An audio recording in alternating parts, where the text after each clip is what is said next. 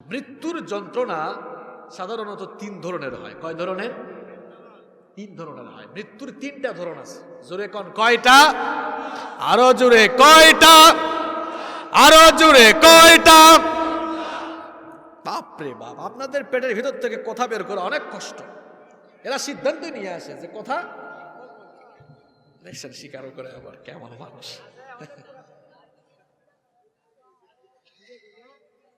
তাহলে মৃত্যু যন্ত্রণার কয়টা ধরন আছে? নাম্বার ওয়ান, বেঈমান যারা, গুনাহগার যারা, পাপিষ্ট যারা, এদের মৃত্যুর অবস্থা একরকম। দুই নাম্বার, নেককার মানুষ যারা, এদের মৃত্যুর অবস্থা হয় আরেক রকম। আর তিন নাম্বার, শহীদ যারা হয়, শহীদ, এদের মৃত্যুর ধরন অবস্থা হচ্ছে আরেক রকম। এবার আসেন, প্রথমে আমরা জেনে নেই পাপিষ্ট নাফরমান গুনাহগারদের মৃত্যুকালীন অবস্থা কেমন হবে। গুনাহগার পাপিষ্ট যারা,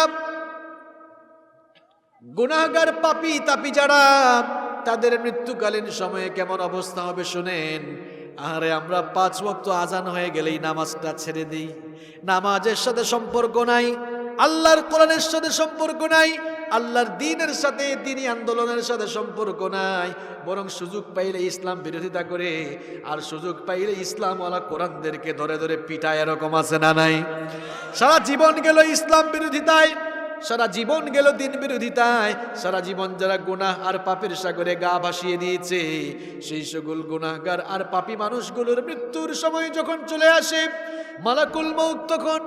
মালাকুল মউত তখন জাহান্নামের ফেরেশতাদেরকে নিয়ে ওই লোকটার কাছে আগমন করেন। আগমন করার পরে তিনি বলতে থাকেন, ইয়া আইয়াতুহান নাফসুল খাবিথা, হে অপবিত্র আত্মা, উখরুজি ইলা সাখাতিম মিনাল্লাহি ওয়া গাদাব, আল্লাহর অসন্তুষ্টি আর গজবের উদ্দেশ্যে বের হয়ে আসো। এই কথা বলা মাত্রই ফাতাফাররাকা ফি জাসাদি, ওই লোকটার শরীরটা চূর্ণ বিচূর্ণ হয়ে যেতে থাকে। মালাকুল মউত যখন লোকটার রূহটা কবজ করার জন্য পায়ের গোড়ালির মধ্যে চাপ দিবেন, রূহ গিয়ে চামড়ার নিচে লুকাবে। চামড়ার নিচে যখন চাপ দিবেন, রূহ তখন লোমের নিচে গিয়ে লুকাবে। এবার মালাকুল মউত যখন লোমের নিচে চাপ দিবেন, সেখান থেকে হয়তো কোনো জায়গা থেকে বাঁচা যাবে না, পালানো যাবে না। পাপিষ্ট নাফরমান গুনাহগার লোকটার অবস্থা তখন এমন হয়ে যাবে, বাঁকা কাটা বিশিষ্ট ভেজা পশম থেকে বাঁকা কাটা বিশিষ্ট লোহাকে টেনে হিচড়ে বের করলে যতটা কষ্ট হয়, তার চাইতেও বেশি কষ্ট অনুভব করবে, এমন যন্ত্রণা অনুভব করবে।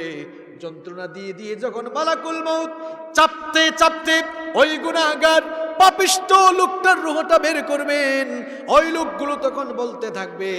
কোরআনে কারীমের 16 নম্বর সূরা, সূরাতুন নাহালের 28 নম্বর আয়াতে আল্লাহ তুলে দিলেন, আল্লাযীনা তাতাওয়াফফাহুমুল মালাইকাতু যালিমি আনফুসিহিম ফাআলকাউস সালামু মা কুন্না না'মালু মিন সু। আল্লাহ তাআলা বলেন, এই সকল পাপিষ্ট লোকগুলোর রূহ যখন ফেরেশতারা আযাব দিয়ে দিয়ে, কষ্ট দিয়ে দিয়ে বের করবে, এরা তখন বলবে, মা কুন্না না'মালু মিন সু, আমরা তো কোনো খারাপ কাজ করি নাই, তাহলে কেন আমাদের জান, আমাদের রূহ, আমাদের প্রাণ এত কষ্ট দিয়ে দিয়ে বের করছো?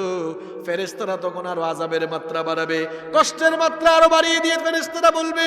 কোরআনে কারীমের 8 নম্বর সূরা, সূরাতুল আনফালের 50 নম্বর আয়াতে আল্লাহ তুলে দিলেন, ওয়ালাউ তারা ইদ ইয়াতাওয়াফফাল্লাযীনা কাফারুল মালাইকাতু ইয়াদরিবুনা ওয়ুজুহাহুম ওয়া আদবারহুম ওয়া যুকু আযাবাল হারিক। আল্লাহ তাআলা বলেন, ফেরেশতারা তখন তাদের পৃষ্ঠদেশে এবং তাদের চেহারার উপরে আঘাত করতে করতে রূহটা বের করবে, আর তাদেরকে তখন বলবে, অন্য আয়াতে আল্লাহ বলেছেন, ফেরেশতারা তখন বলবে, আখরিজু আনফুসাকুম, হে জালেম, হে গুনাহগার, পাপিষ্ট, তোর রূহটা, তোর নিজের জানটা তুই নিজে নিজে বের করে দে। ফেরেশতারা ওই লোকটাকে আযাব দিয়ে দিয়ে, কষ্ট দিয়ে দিয়ে রূহটাকে একেবারে যখন বের করে ফেলবে, রূহটা বের করার পরে জাহান্নামের ফেরেশতারা তার সেই অপবিত্র আত্মাকে জাহান্নামের কাফনের কাপড় দিয়ে মোড়াবে। জাহান্নামের কাফনের কাপড় দিয়ে মুড়িয়ে আকাশের পানে যখন তারা রওনা করবে, আকাশের পানে তারা রওনা করার পর প্রথম আসমানে যাবে। প্রথম আসমানে যাওয়ার পরে প্রথম আসমানের দরজা খোলার জন্য অনুমতি চাওয়া হবে। প্রথম আসমানের দ্বার রক্ষী ফেরেশতারা বলবে, কোন অপবিত্র লোকটার রূহ নিয়ে এসেছো? তার আত্মা থেকে এমন দুর্গন্ধ ছড়ায় কেন? ফেরেশতারা তখন পরিচয় করিয়ে দিয়ে বলবে, এই অপবিত্র আত্মা হচ্ছে অমুক এলাকার অমুক লোকটার আত্মা। প্রথম আসমানের ফেরেশতারা বলবে, এই অপবিত্র আত্মার জন্য আসমানের দরজা খোলা হবে না, আসমানের দরজা তার জন্য খোলা হবে না। এই লোকটা হলো জাহান্নামী, এই জন্য আসমানের দরজা তার জন্য খোলা হবে না। তখন আসমানের ফেরেশতারা লোকটার রূহটাকে সজোরে একটা আঘাত করবে, সজোরে একটা ধাক্কা দিবে। ধাক্কার চোটে ওই অপবিত্র লোকটার রূহ জমিনের ৭০,০০০ গজ মাটির নিচে সিজ্জিনের মধ্যে গিয়ে পতিত হবে।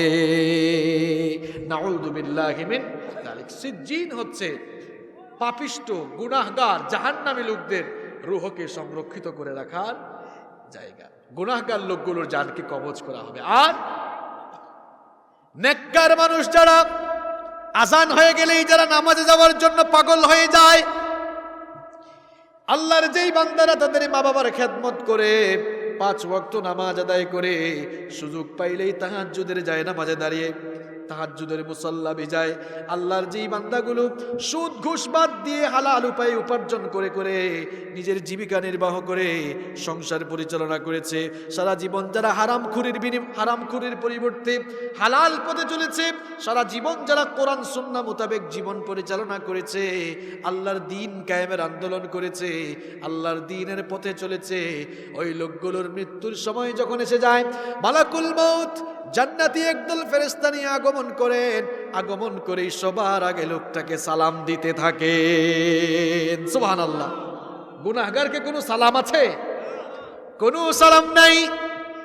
কিন্তু নেককার লোকের রূহ কবজ করার সময় প্রথমে এসে সালাম দেয়া হবে। কোরআনে কারীমের 16 নম্বর সূরা সূরাতুন নাহালের 32 নম্বর আয়াতে আল্লাহ তাআলা সেই কথা এভাবে বলছেন, আল্লাযীনা তাতাওয়াফফাহুমুল মালাইকাতু তাইয়্যিবিনা ইয়াকুলুনা সালামুন আলাইকুম উদখুলুল জান্নাতা বিমা কুনতুম তা'মালুন। আল্লাহ তাআলা বলছেন, পবিত্র লোকগুলোর মৃত্যুর সময় যখন এসে যাবে, ফেরেশতারা তখন তাদেরকে এসে সালাম দিয়ে বলবে, তোমাদের উপরে সালাম, তোমাদের প্রতি অভিবাদন, তোমাদের প্রতি আল্লাহর শান্তি বর্ষিত হোক, চিরদিনের জন্য আল্লাহর জান্নাতে ঢোকার প্রস্তুতি গ্রহণ করো। আরো আস্তে বলেন সুবহানাল্লাহ।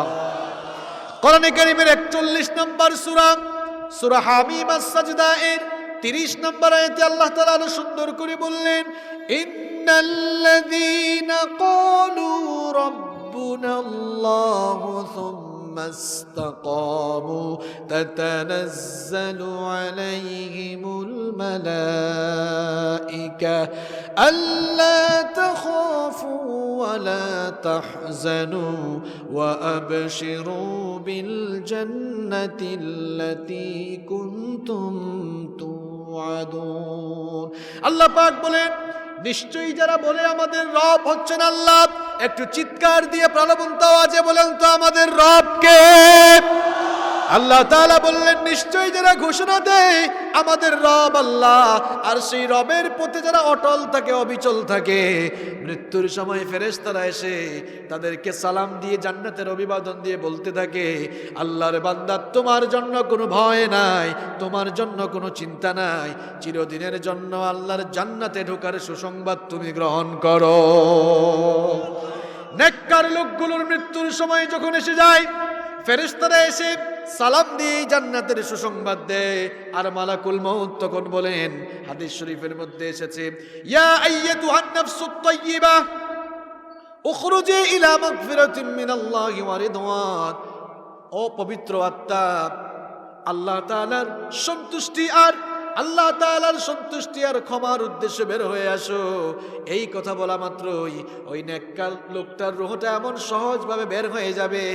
আমি যদি উদাহরণ দিয়ে বুঝাতে চাই আপনাদেরকে, তাহলে অবস্থাটা হলো এমন, কোনো বাচ্চা শিশু যখন কান্না করে আর মা যখন এসে ওই শিশুটাকে দুধ পান করায়, ওই শিশুটা যেমন দুধ পান করতে করতে আরাম করে ঘুমিয়ে যায়, নেককার লোকটার সামনে যখন মালাকুল মাউত সালাম দিয়ে জান্নাতের দৃশ্যটা তুলে ধরবেন, ওই নেককার লোকটাও তখন জান্নাতের দৃশ্য দেখতে দেখতে চিরদিনের মতো আরাম করে ঘুমিয়ে যাবে। আল্লাহ তাআলা এমন মৃত্যু আমাদেরকে নসিব করে দিও, বলেন আমিন। রূহ কবজ করার পরে জান্নাতি ফেরেশতারা সেই রূহটাকে জান্নাতি কাফনের কাপড়ে মুড়িয়ে আকাশের পানে রওনা করবে। যখনই তারা আকাশের পানে রওনা করবে, ওই পবিত্র ওই নেককার লোকটার রূহ থেকে এমন সুগন্ধি বের হতে থাকবে, মেশকে আম্বরের সুগন্ধির চাইতেও আরো পবিত্র সুগন্ধি বের হতে থাকবে। প্রথম আসমানের ফেরেশতারা বলবেন, কার রূহ নিয়ে এসেছো? এই লোকটার রূহ থেকে এমন সুগন্ধি বের হয় কেন? ফেরেশতারা পরিচয় করিয়ে দিয়ে বলবে, এই লোকটা হলো অমুক এলাকার অমুক লোক। লোকটা বড় ভালো মানুষ ছিল, নামাজি ছিল, 5 ওয়াক্তের নামাজে যেত, তাহাজ্জুদের নামাজও পড়তো, মা বাপকে কষ্ট দিত না, মা বাপের খেদমত করত, কোরআন সুন্নাহ অনুযায়ী জীবনটা পরিচালনা করেছিল, সুদ ঘুষের সাথে সম্পর্ক রাখে নাই, পর্দা মেনে চলতো, পরিপূর্ণ ইসলাম মেনে জীবনটা পরিচালনা করত। এই জন্য লোকটার ব্যাপারে আল্লাহ জান্নাতের ফয়সালা করেছেন। আমরাও তার রূহটাকে নিয়ে সম্মানের সাথে রওনা করেছি। প্রথম আসমানের ফেরেশতারা প্রথম আসমানের দরজাটা খুলে দিবে, মারহাবা বলে বলে প্রত্যেকটি আসমানের দরজা খুলে দেওয়া হবে। প্রত্যেকটি আসমানের দরজা খুলে যখন একেবারে 7 আসমান ভেদ করে যখন ইল্লিন পর্যন্ত পৌঁছানো হবে, তখন বলা হবে, ইয়া আইয়াতুহান নাফসুল মুতমাইন্নাতু রজিই ইলা রাব্বিকি রাদিয়াতাম মারদিয়া ফাদখুলি ফি ইবাদি ওয়াদখুলি জান্নাতি। বলা হবে, হে প্রশান্ত আত্মা, তুমি তোমার রবের দিকে সন্তুষ্ট চিত্তে ফিরে আসো, আমার নেককার বান্দাদের সাথে শামিল হয়ে আমার জান্নাতের ভেতরে ঢুকে যাও। সুবহানাল্লাহ পড়েন। নেককার লোকগুলোর রূহ ইল্লিনে সংরক্ষিত করে রাখা হয়। তাহলে প্রথমে আমরা জানলাম পাপিষ্ট বেঈমানদের রূহ কিভাবে কবজ করা হয়, এরপরে আমরা জানলাম নেককার মানুষদের রূহটা কিভাবে কবজ করা হয়। এবার আমরা জানবো শহীদ যারা হয় আল্লাহর দ্বীনের জন্য, ইসলামের জন্য, কোরআনের জন্য, যারা তাদের জীবনের মায়া না করে জীবনটাকে আল্লাহর জন্য কুরবানি করে দেয়, সেই শহীদদের মৃত্যুকালীন যন্ত্রণা কেমন হয়? আল্লাহর হাবিব সাল্লাল্লাহু আলাইহি ওয়াসাল্লাম বলছেন, তোমাদের কাউকে যদি কোনো পিঁপড়া কামড় দেয় কিংবা হাতের মধ্যে চিমটি কাটলে যেমন সাধারণ যন্ত্রণা অনুভব হয়, একজন শহীদ দুনিয়া থেকে বিদায় নেওয়ার সময় তার চাইতে আরো কম যন্ত্রণা অনুভব করে থাকে। শহীদের মৃত্যু হলো সবচাইতে শ্রেষ্ঠ মৃত্যু। শাহাদাতের মৃত্যু পাওয়া এটি হচ্ছে বড় সৌভাগ্যের ব্যাপার। আমার ভাইয়েরা, আল্লাহ তাআলা সবাইকে শাহাদাতের মউত দেন না, শাহাদাতের মৃত্যু দেন না। যাদেরকে আল্লাহ তাআলা সব চাইতে বেশি ভালোবাসেন, যাদেরকে আল্লাহ তাআলা সব চাইতে বেশি পছন্দ করেন, তাদেরকে আল্লাহ তাআলা শাহাদাতের মৃত্যু দান করেন। শাহাদাতের মৃত্যু হলো সবচাইতে শ্রেষ্ঠ মৃত্যু। শহীদ যারা হয়, শহীদ হয়ে যারা দুনিয়া থেকে বিদায় নেয়, তাদের মর্যাদা আল্লাহ এত বেশি বাড়িয়ে দিয়েছেন। কাল কিয়ামতের কঠিন দিনে আল্লাহ তাআলা সকলের কাছ থেকে হিসাব নেবেন, সকলের কাছ থেকেই বিচার করবেন। কিন্তু আল্লাহর দ্বীনের জন্য, ইসলামের জন্য, কোরআনের জন্য যারা তাদের জীবনটাকে কুরবানি দিয়েছে, সেই সকল শহীদদের কাছ থেকে আল্লাহ পাক কোনো প্রকার হিসাব না নিয়ে বিনা হিসাবে বিনা বিচারে আল্লাহ তাদেরকে জান্নাত দান করবেন। এই জন্য বিশ্বনবী সাল্লাল্লাহু আলাইহি ওয়াসাল্লামের সাহাবীরা শহীদ হওয়ার জন্য পাগল পারা ছিলেন। হাত তুললেই সবসময় আল্লাহর কাছে শাহাদাতের দোয়া করতেন। আমরা তো হাত তুললেই দোয়া করি, আল্লাহ আমাদেরকে মাল সম্পদ আরো বাড়ায়া দাও, এইটা দাও, ওইটা দাও, এরকম কামনা আছে না নাই? হাত তুললেই দোয়া, আল্লাহ আরো দাও, আরো দাও, আরো দাও, এটা দাও, ওইটা দাও, ওইটা দাও, সেটা দাও। আমাদের চাহিদার কোনো শেষ নাই। চাহিদা শেষ হয় না। আমরা হাত তুললে কত কিছুর জন্য দোয়া করি, আর বিশ্ব নবী সাল্লাল্লাহু আলাইহি ওয়াসাল্লামের সাহাবীরা হাত তুললেই শাহাদাতের জন্য দোয়া করতেন। রাসূল করিম সাল্লাল্লাহু আলাইহি ওয়াসাল্লামের প্রিয় সাহাবী সাইয়েদনা ওমর ইবনুল খাত্তাব রাদিয়াল্লাহু আনহু হাত তুললেই দোয়া করতেন, আল্লাহুম্মা রযুকনি শাহাদাতান ফি সাবিলিক ওয়াজআল মাউতি ফি বালাদি রাসূলিক। ওগো আল্লাহ, তোমার বান্দা আমরের মৃত্যু রাসূলের পবিত্র শহরে দিও, আর মৃত্যুর সময় শাহাদাতের মৃত্যু নসিব করে দিও। আল্লাহু আকবার। আর বিশ্বনবীর সাহাবীরাও শহীদ হওয়ার জন্য এত পাগল পারা ছিলেন, এত ব্যাকুল ছিলেন। একটা ঘটনা শোনাই, বলবো? এনার্জি আছে তো? বদরের যুদ্ধ, এটি ইসলামের প্রথম যুদ্ধ নাকি শেষ যুদ্ধ? প্রথম যুদ্ধ নাকি শেষ যুদ্ধ? সন্দেহ আছে আপনাদের? বদরের যুদ্ধ ছিল ইসলামের প্রথম যুদ্ধ। যুদ্ধটা কঠিন ছিল না সহজ ছিল? যুদ্ধ মানেই তো কঠিন, কিন্তু বদরের যুদ্ধটা আরো কঠিন। কেন? এটাই ছিল কাফেরদের বিরুদ্ধে মুসলমানদের প্রথম কোন যুদ্ধ। তো বদরের যুদ্ধটা কঠিন ছিল কি কারণে? হয়তো অনেকে বলবেন যে হুজুর, আমরা তো জানি মুসলমানদের সংখ্যা ছিল 313 আর কাফেরের সংখ্যা ছিল 1000। তো 313 জন 1000 লোকের বিরুদ্ধে কেমনে লড়বে? এই জন্য এটা কঠিন ছিল, তাই না? দেখছেন সবাই আমার সাথে একমত হয়ে গেছেন না? এই জন্য কঠিন ছিল না, কারণ পৃথিবীতে এমন বহু ইতিহাস আছে যে সংখ্যায় কম হলেও ঐক্যবদ্ধ থাকলে সংখ্যাধিক্যকে হারিয়ে দেওয়া যায়। বদরের যুদ্ধ সংখ্যায় কম থাকার কারণে কঠিন ছিল না, বরং বদরের যুদ্ধ কঠিন ছিল অন্য আরেকটি কারণে। কারণটি ছিল এই, তখন সিচুয়েশন ছিল এই রকম যে বাবা ইসলাম কবুল করেছে কিন্তু তার ছেলে এখনো ইসলাম কবুল করে নাই, অথবা ছেলে ইসলাম কবুল করেছে কিন্তু বাপ করে নাই। চাচা ইসলাম কবুল করেছে, ভাতিজা করে নাই, কিংবা ভাতিজা ইসলাম কবুল করেছে, চাচা করে নাই। তাইলে এই যদি অবস্থা হয়, যুদ্ধের ময়দানে দেখা গেল বাপ বেটা মুখামুখি, চাচা ভাতিজা বাপের বিরুদ্ধে কিংবা বাপ ছেলের বিরুদ্ধে, আর চাচা ভাতিজা মুখোমুখি দাঁড়ানো, এটা কি সোজা কথা নাকি? অনেক কঠিন বিষয়। মুসলিম শরীফের হাদিস এটি। রাসূল করিম সাল্লাল্লাহু আলাইহি ওয়াসাল্লাম যখন সাহাবীদেরকে নিয়ে বদরের ময়দানে একত্রিত হলেন, খুব চিন্তায় পড়ে গেলেন, দুশ্চিন্তায় পড়ে গেলেন। বিশ্বনবী সাল্লাল্লাহু আলাইহি ওয়াসাল্লামের এই দুশ্চিন্তা দেখে একজন সাহাবী, তার নাম হচ্ছে মিকদাদ রাদিয়াল্লাহু আনহু, ফাকাম আল মিকদাদ বিন আমর রাদিয়াল্লাহু আনহু, তিনি দাঁড়িয়ে গেলেন, দাঁড়িয়ে বললেন, ওগো আল্লাহর নবী, আপনি যে টেনশন করছেন, দুশ্চিন্তা করছেন, সেটি আমরা বুঝতে পারছি। আপনি টেনশন করিয়েন না, দুশ্চিন্তা করিয়েন না। ইমদি লিমা আরাকাল্লাহ ফানাহনু মাআক। আল্লাহ তাআলা যেদিকে আপনাকে আদেশ করেছেন সেদিকে আমাদেরকে নিয়ে চলুন, অবশ্যই আমরা আপনার সাথে আছি। সুবহানাল্লাহ পড়েন। ওয়াল্লাহি, আল্লাহর কসম করে আমরা আপনাকে বলছি, লা নাকুলু লাকা কামা ক্বালাত বনু ইসরাঈল লিমূসা। বনি ইসরাইলের লোকেরা তাদের নবী মূসা আলাইহিস সালামের সাথে যুদ্ধে গিয়ে তাদের নবীর সাথে যারা যেরকম আচরণ করেছিল, আমরা সেরকম আচরণ আপনার সাথে করব না। বনি ইসরাইলের লোকেরা তাদের নবী মূসা আলাইহিস সালামের সাথে যুদ্ধে গিয়ে মূসা আলাইহিস সালামকে বলেছিল, ইযহাব আনতা ওয়া রাব্বুকা ফাকাতিলা ইন্না হাহুনা কাঈদুন। মূসা, তুমি আর তোমার আল্লাহ গিয়ে যুদ্ধ করো, আর আমরা এখানে দাঁড়ায় দাঁড়ায় দেখি।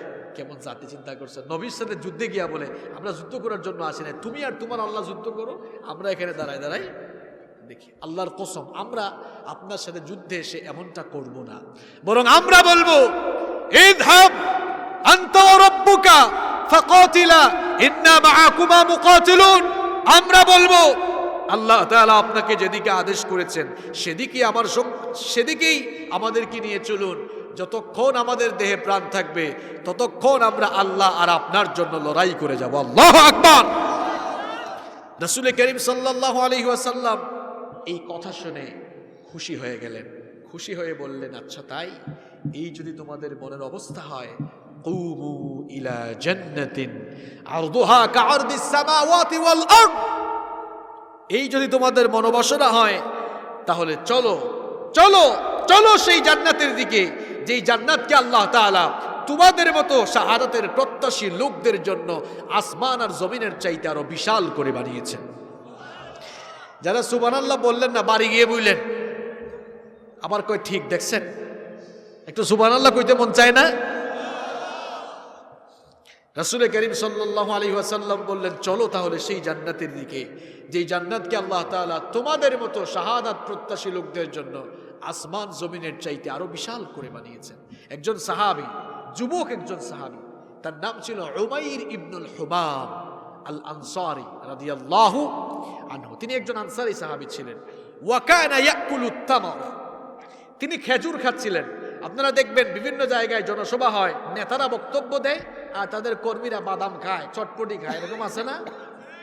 তো বিশ্বনবী সাল্লাল্লাহু আলাইহি ওয়াসাল্লাম যখন এই কথা বলছেন, তার সাহাবী উমাইর ইবনুল হুমাম খেজুর খাচ্ছিলেন। এই কথা শুনে তিনি বললেন, বাহ বাহ ইয়া রাসূলুল্লাহ সাল্লাল্লাহু আলাইহি ওয়াসাল্লাম। বাহ বাহ এটি হচ্ছে আল লুগাতুল মাহাল্লি, আঞ্চলিক ভাষা। যেমন আমাদের বাংলাদেশে আমাদের ভাষা বাংলা, কিন্তু আঞ্চলিকতার কারণে এক এক অঞ্চলের এক এক ভাষা আছে না নাই? আপনাদের ময়মনসিংহ আসলে খুব সুন্দর ভাষা, তাই না? আইসুন, খাইসুন, গেসুন, হইছে আমার, এরকম বলেন না আপনারা? খুব সুন্দর ভাষা আপনাদের, আইসুন, খাইসুন, গেসুন। চট্টগ্রাম, আমি তো চট্টগ্রামে থাকি, চট্টগ্রামে যদি আপনি যান কিছুই বুঝবেন না, অবদ্দা, কিংবা বলবে ইবা হন, বদ্দা কেন আসো, গম আসনি, কিছু বুঝছেন আপনারা? আবার সিলেটে যদি যান, বাংলা ভাষা তো ওখানে হাত পা ভেঙে গেছে, একদম আহত। আপনাকে পাইলে বলবে ভাই সাব বালানি, কিতা খবর বালানি, আউক্কা খাউক্কা বুক্কা জাক্কা। আবার নোয়াখালীতে যদি যান, এদের ভাষা একেবারে পরিবর্তন হয়ে গিয়েছে। আমরা তো বলি পান, পান খান না আপনারা? পান খান তো, অনেকে তো খায়, দেখা যাচ্ছে অনেকে পান এখনো চাবাচ্ছে। তা আমরা বলি পান, তারা কয় হান। তারা কি বলে? আমরা বলি পানি, তারা কয় হানি। আপনারা বলেন পানি খাবো, তারা কয় হানি খাবো। আমি নোয়াখালীতে একবার মাহফিলে গিয়ে, খুব ঠান্ডা ছিল তো, প্রচন্ড কুয়াশা। তো একজন ভাই এসে বললেন, হুজুর হানি খাইবেন? হানি। তো ভাবলাম যেহেতু ঠান্ডা, এই কুয়াশার মধ্যে একটু মধু খাইলে, লোকটাকে ভাবলাম মনে হয় শিক্ষিত, হানি ইংরেজিতে বলেছে যে হানি খাবেন, মানে আমি ভাবছি লোকটা মনে হয় আমাকে জিজ্ঞেস করেছে হুজুর মধু খাবেন কিনা। বললাম, মনে মনে চিন্তা করলাম যে ঠান্ডা পড়ছে, এই ঠান্ডার মধ্যে যদি একটু মধু খাওয়া যায় ভালোই তো লাগবে। বললাম ভাই রে, তাড়াতাড়ি নিয়ে আসো। কিছুক্ষণ পর দেখলাম লোকটার হাতের মধ্যে পানির গ্লাস। বললাম ভাই, চাইলাম হানি, দিলেন তো পানি। কয় হুজুর আমি তো হানির কোথায় বুঝছি, কারণ আমরা তো পানিকে হানি বলি। তো এক এক অঞ্চলের এক এক ভাষা। আপনাদের ভাষাও আলহামদুলিল্লাহ অনেক সুন্দর। এই যে আঞ্চলিকতার ভেতরেও কার কুদরত রয়েছে। তো ওই সাহাবী বললেন বাহ বাহ, এর অর্থ হচ্ছে মা আহসানাহু ওয়া মা আযমাহু, অর্থাৎ ইয়া রাসূলুল্লাহ, বলেন সাল্লাল্লাহু, কি চমৎকার কথা বলেছেন আপনি, কি ফ্যান্টাস্টিক কথা বলেছেন। আল্লাহর রাস্তায় আজ আমরা জীবন দিয়ে দিলে আকাশ জমিনের চাইতে আরো বড়, আরো বিশাল জান্নাত আল্লাহ আমাদেরকে রেখেছে, আমাদের জন্য রেখেছেন। বিশ্বনবী সাল্লাল্লাহু আলাইহি ওয়াসাল্লাম বললেন বালা, অবশ্যই। এই কথা শুনে ওই সাহাবী বললেন, লা ইন আনা হুইয়িতু আন আকুলা তামারাতি হাদিহি ইন্নাহা লাহায়াতুন তাওয়িলা। আপনার জবান থেকে এই কথা শোনার পরেও যদি আমি খেজুর খেয়ে সময় নষ্ট করি, তাহলে তো জান্নাতে যেতে আমার লেট হয়ে যাবে, দেরি হয়ে যাবে। আর দেরি করতে চাই না। খেজুরের প্যাকেটটা ছুঁড়ে ফেলে দিয়ে উলঙ্গ তরবারি হাতে নিয়ে সিংহ শাবকের মতো লড়াই করে অসংখ্য কাফেরকে জাহান্নামে পাঠিয়ে তিনিও শাহাদাতের পেয়ালা পান করে শহীদ হয়ে গেলেন। বদরের সাহাবীদের লাশগুলো যখন একত্রিত করা হলো, সাহাবায়ে কেরাম তখন বললেন ইয়া রাসূলুল্লাহ, বলেন সাল্লাল্লাহু আলাইহি ওয়াসাল্লাম, লোকটাকে চিনেন? এটা আপনার সেই পাগলপাড়া সাহাবী উমাইর, যে আপনার বক্তব্য শুনে জান্নাতে যেতে লেট হয়ে যাবে বলে হাতের খেজুর ফেলে দিয়ে জিহাদের ময়দানে শামিল হয়ে শাহাদাতের সুধা পান করেছে। রাসূল করিম সাল্লাল্লাহু আলাইহি ওয়াসাল্লাম তখন বললেন, আমার সাহাবীরা সবাই সাক্ষী থাকো, যেই জান্নাতে যাওয়ার জন্য আমার সাহাবী হাতের খেজুর খেয়ে সময় নষ্ট করে নাই, জান্নাতে যদি লেট হয়ে যাবে, আমি নবী নিজে তার জন্য সাক্ষ্য দিচ্ছি, ইন্নাহু মিন আহলিহা, নিশ্চয়ই সে ওই প্রতিশ্রুত জান্নাতের ওয়ারিশ হয়ে যাবে। রাসূল করিম সাল্লাল্লাহু আলাইহি ওয়াসাল্লামের সাহাবীরা এভাবেই শহীদ হওয়ার জন্য পাগল ছিলেন, কারণ সকল মৃত্যুর মধ্যে শ্রেষ্ঠ মৃত্যু হচ্ছে শাহাদাতের মৃত্যু, ঠিক কি না? যেখানেই জীবন দেওয়ার সুযোগ এসেছে সাহাবায়ে কেরাম পিছপা হন নাই, নিজেদের জীবনটাকে কুরবানি করে দিয়েছেন। মুসলমানরা আল্লাহর জমিনে আল্লাহর দিন এমনি এমনি আসে নাই। ইসলামের এই বিল্ডিংটা নির্মাণ হতে গিয়ে এই বিল্ডিং এ যে সিমেন্ট আর বালু ব্যবহার করা হয়েছে, সেই বালুগুলোকে শহীদরা তাদের রক্ত দিয়ে মাখিয়েছে, ঠিক কি না? যেই ইটগুলোর উপরে ইসলামের বিল্ডিং দাঁড়িয়ে আছে, সেই ইটগুলোকে তো আপনারা চিনলেন না, বুঝার চেষ্টা করলেন, তারা আর কেউ নয়, যারা তাদের নিজেদের জীবনটাকে আল্লাহর দ্বীনের জন্য কুরবানি করে দিয়ে তাদের জীবনের উপরে তারা ইসলামের সৌধ নির্মাণ করেছে, ঠিক কিনা? এজন্য সাহাবায়ে কেরাম রিদওয়ানুল্লাহি তাআলা আলাইহিম আজমাইন, তাদের মতো আমার আপনার অন্তরেও যেন শাহাদাতের চেতনা থাকে, শাহাদাতের তামান্না থাকে। হয়তো সময় আসতে পারে আল্লাহর দ্বীনের জন্য রক্ত দেওয়া লাগতে পারে, আল্লাহর দ্বীনের জন্য মার খাওয়া লাগতে পারে, জেলে যাওয়া লাগতে পারে, শেষ পর্যন্ত শহীদ হয়ে নিজের জীবন দেওয়া লাগতে পারে। তখন কারা কারা নিজের জীবনকে আল্লাহর দ্বীনের জন্য বিলীন করে দিতে রাজি? হাত তুলে আল্লাহকে দেখান। লিল্লাহি তাকবীর, লিল্লাহি তাকবীর। আল্লাহ আপনাদের হাতগুলো কবুল করুন, বলেন আমিন। অন্তরে শাহাদাতের চেতনা রাখবেন, তামান্না রাখবেন। আপনার অন্তরে, আপনার দিলের ভেতরে যদি শাহাদাতের তামান্না থাকে, আর আপনি যদি শহীদ না হয়ে বিছানায় পড়েও মারা যান, বিশ্বনবী সাল্লাল্লাহু আলাইহি ওয়াসাল্লাম বলেছেন, মান সাআলাল্লাহু শাহাদাতি বিসিদকিন বাল্লাগাহু আল্লাহু মানাজিলাশ শুহাদাই ওয়া ইম্মা তাআলা ফিরাশিহি।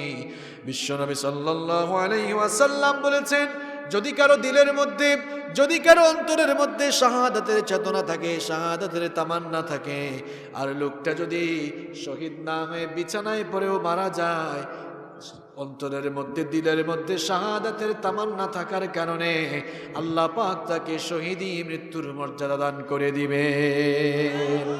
মরতেই হবে যখন, শহীদি মরণ দিও আমাকে, শাহাদাত জানি শুধুই জীবন, সে মরণ দিও আমাকে।